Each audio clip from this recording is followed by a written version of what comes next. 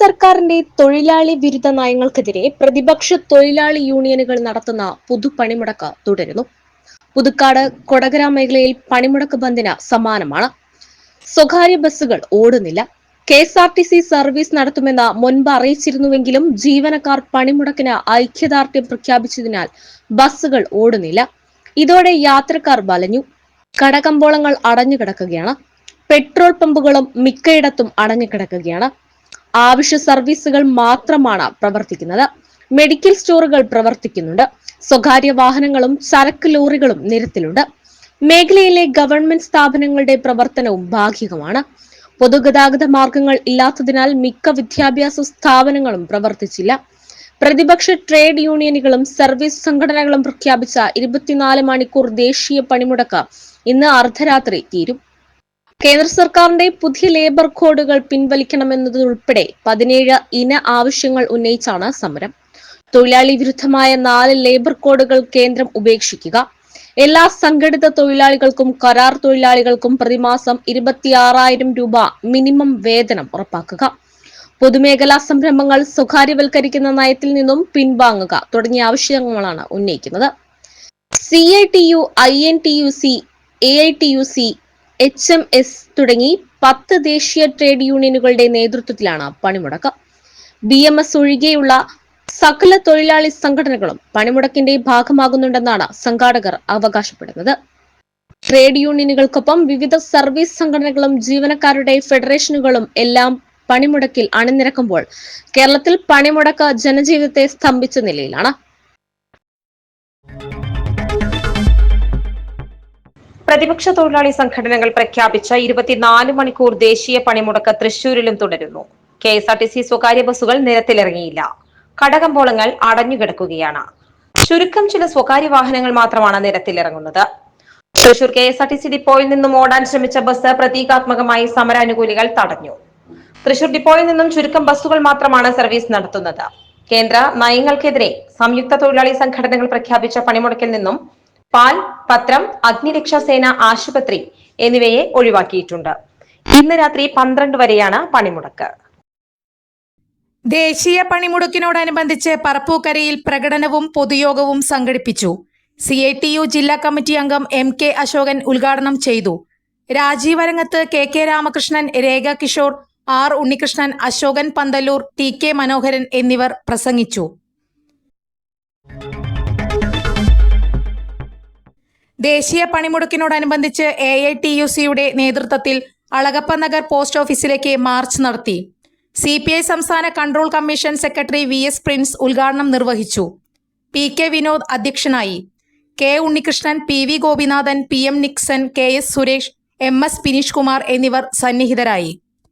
കഴിഞ്ഞ 11 വർഷക്കാലമായി കേന്ദ്രത്തിൽ അധികാരത്തിലിരിക്കുന്ന നരേന്ദ്രമോദിയുടെ നേതൃത്വത്തിലുള്ള NDA ഗവൺമെന്റ് തീർത്തും തൊഴിലാളി വിരുദ്ധമായ നയങ്ങളുടെ നടത്തിപ്പുകാരായി മാറിക്കഴിഞ്ഞിട്ടുള്ളത് തൊഴിലാളികളെല്ലാം അവരുടെ അനുഭവം കൊണ്ട് ബോധ്യമായിട്ടുള്ളതാണ്. ഇതിൽ മുഖ്യമായിട്ട് ഉയർത്തിപ്പിടിച്ചിട്ടുള്ള മുദ്രാവാക്യങ്ങൾ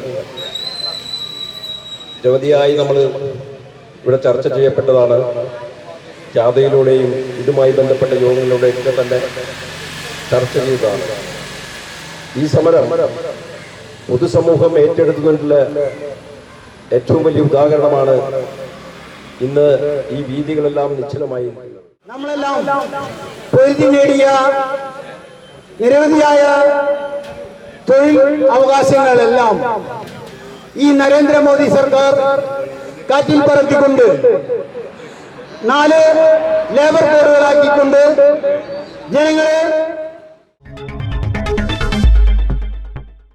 പണിമുടക്കിയ ഇടതുപക്ഷ തൊഴിലാളി സംഘടനകൾ പുതുക്കാട് പ്രകടനവും പ്രതിഷേധ യോഗവും ചേർന്നു.